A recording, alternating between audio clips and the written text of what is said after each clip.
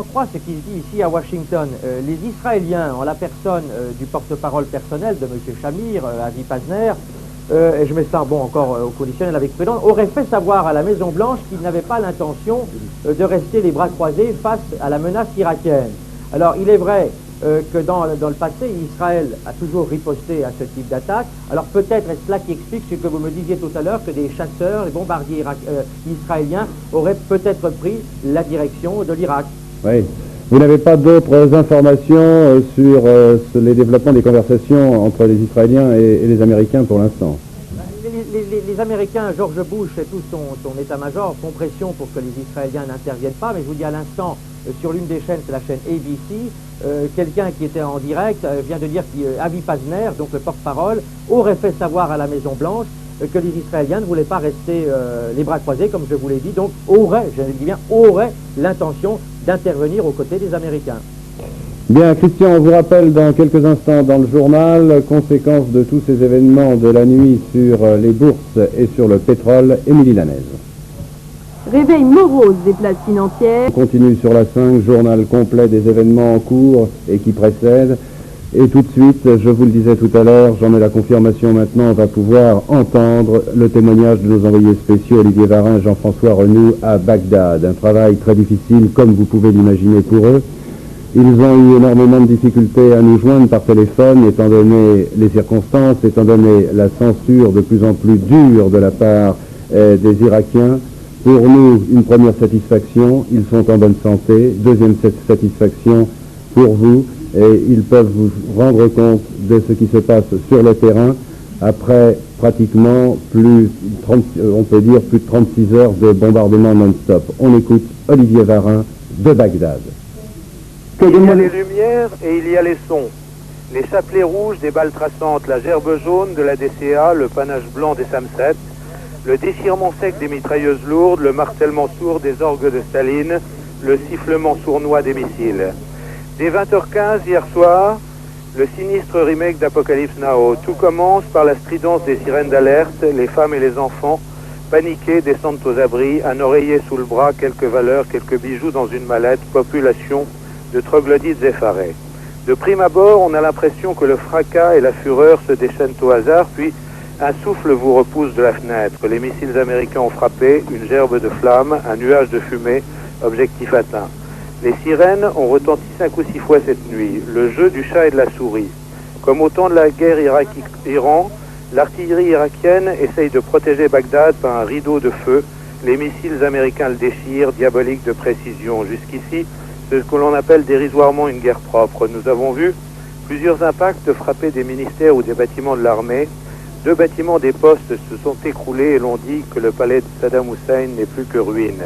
Ici, la nouvelle des impacts sur Israël a détruit tout espoir d'armistice, comme si la 3e guerre mondiale venait de commencer. Voilà, c'était Olivier Varin qui nous appelait, je le répète, de Bagdad dans des conditions particulièrement difficiles, étant donné les événements, étant donné la censure. C'était notre équipe, Olivier Varin et Jean-François Renoux, toujours à Bagdad. Alors, la réplique de Saddam Hussein maintenant, eh bien la réplique de Saddam Hussein c'était cette nuit sur Israël, 8 fusées sur Tel Aviv, sans ogives chimiques, qui a été pratiquement sans conséquences, 12 blessés légers, sans conséquences stratégiques non plus. Ça ressemble à une offensive de désespérado qui veut transformer la guerre en conflit israélo-arabe et bouleverser ainsi l'alliance mise en place par George Bush. Alors d'abord les faits, il est exactement 2h05 du matin à Tel Aviv, les sirènes retentissent, l'équipe de la 5, Grégoire Degnaud, Bernard Charlon, tourne après un voyage entre Jérusalem où ils se trouvaient jusqu'à Tel Aviv, emmitouflés dans leur combinaison antichimique, leur masque à gaz sur la figure, ils foncent sur Tel Aviv pour tourner. Voici leur reportage. Plus personne ne croyait aux menaces irakiennes. Pourtant, à 2h du matin, l'alerte est donnée. Dans tout l'État d'Israël, les gens descendent aux abris et mettent les masques à gaz. 7 missiles Scud sont partis d'Irak, 2 vont toucher Tel Aviv, 2 autres la ville d'Haïfa. Les 3 derniers se sont perdus dans la campagne. Dans la capitale israélienne, les zones bombardées sont évacuées dans le calme. On vient de sortir de l'abri, la chambre des enfants est complètement détruite. Il y a même un énorme trou dans la cave. L'hôpital de Tel Aviv est en état d'alerte maximum. Il faut attendre l'aube pour avoir la certitude qu'aucun missile ne contenait des gaz chimiques. On dénombre une vingtaine de blessés. Pour l'instant, ici, on a 11 blessés. Il n'y a vraiment rien de sérieux. C'était des armes conventionnelles. Rien de chimique.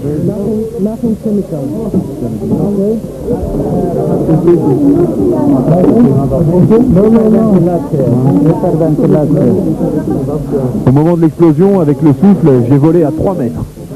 D'autres blessés arrivent. Là, les missiles n'y sont pour rien. Croyant une attaque chimique, un peu paniqués, ils se sont injectés de l'atropine. Ils arrivent maintenant avec des signes d'intoxication d'atropine.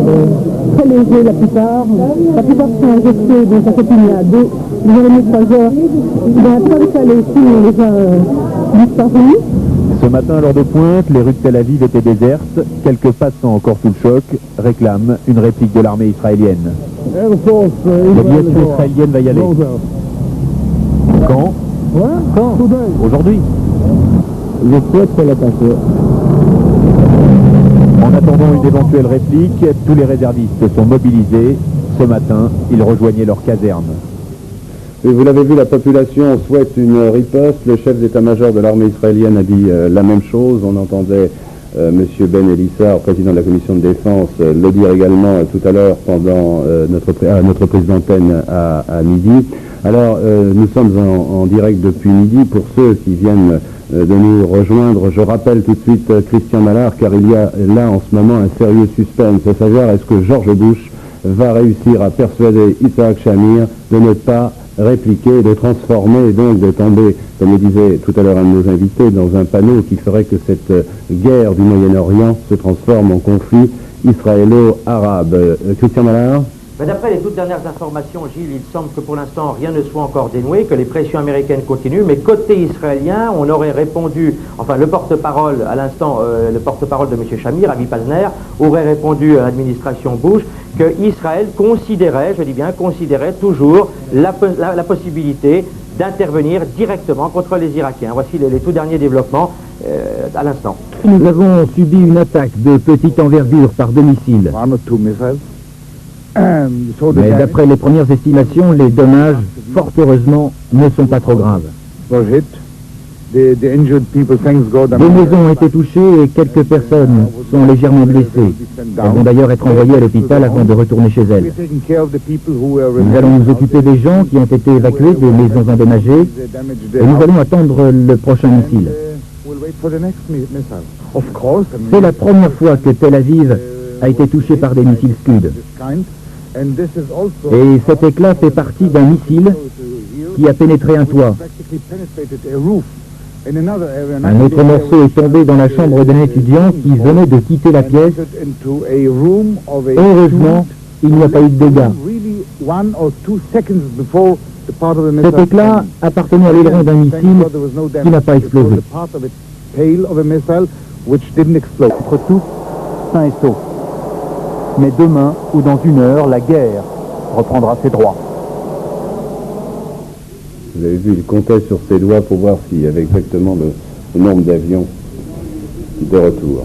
30 km de Kuwait City, ici sur les bords du golfe Persique, tous les Jaguars sont rentrés à leur base, sains et saufs, à l'inverse de ce qui s'était passé hier où 4 d'entre eux avaient été touchés. La dernière information qu'on peut montrer sur la carte et qui est encore à confirmer, selon le Pentagone, donc le ministère de la Défense américain, il y aurait eu des échanges d'artillerie entre l'armée irakienne au Koweït et l'artillerie de la force multinationale située en Arabie Saoudite. La ville de Rafji, qui est une ville frontière de l'Arabie Saoudite qui se situe exactement ici, je ne sais pas si on le voit avec ma canne, la ville de Rafji donc a été bombardée par l'artillerie irakienne, des échanges de tirs qui ont fait quelques blessés légers chez les Américains. Il semble se confirmer que des forces terrestres se mettraient en action, notamment les Égyptiens. On dit que les 35 000 soldats de l'armée égyptienne se mettraient en action et quitteraient la ville de Afar el-Batim, ici sur la carte, pour se rendre, pour s'avancer vers le front entre la frontière de l'Arabie Saoudite et de l'Irak. Et on a parlé aussi de mouvements de troupes françaises, mais le général Capillon nous disait tout à l'heure que c'était pour l'instant, et le CIRPA nous indiquait que c'était simplement... Ça n'est pas confirmé. Par contre, les Égyptiens ont confirmé que leurs troupes s'étaient mises en mouvement, et le Pentagone confirme donc qu'il y a déjà eu des échanges de tirs d'artillerie entre l'armée irakienne et l'armée américaine.